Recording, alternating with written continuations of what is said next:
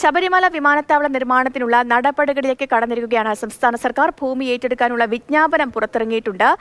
1000.28 hectare ഭൂമിയാണ് ഏറ്റെടുക്കുന്നത്. Jibin JB ചേരുന്നു. ജിബിൻ, അങ്ങനെ ഒടുവിൽ ശബരിമല വിമാനത്താവളത്തിനുള്ള നിർമ്മാണ നടപടികളിലേക്കൊക്കെ സംസ്ഥാന സർക്കാർ കടന്നിരിക്കുകയാണ്.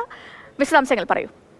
അതന്നെ ചെയ്ത് ഒരുപാട് നാളത്തെ സംസ്ഥാനത്തിന്റെ കാത്തിരിപ്പിനൊടുവിലാണ് ഇപ്പോൾ ഈ ഒരു ശബരിമല വിമാനത്താവളത്തിന് ഭൂമി ഏറ്റെടുക്കുന്നതിന് വേണ്ടിയിട്ടുള്ള വിജ്ഞാപനം പുറത്തിറക്കിയിരിക്കുന്നത്.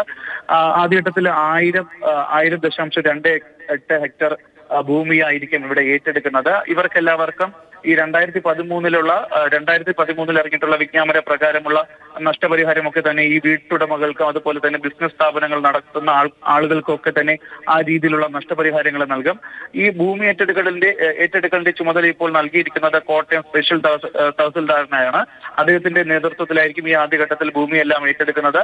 അതുപോലെ തന്നെ 2027 കൂടി ഈ ഒരു ശബരിമല വിമാനത്താവളം പണി പൂർത്തിയാക്കാനും ഇവിടുത്തെ പ്രവർത്തനങ്ങളൊക്കെ തന്നെ ആരംഭിക്കാനും കഴിയുമെന്നാണ് ഇപ്പോൾ സംസ്ഥാന സർക്കാരിന്റെ പ്രതീക്ഷ.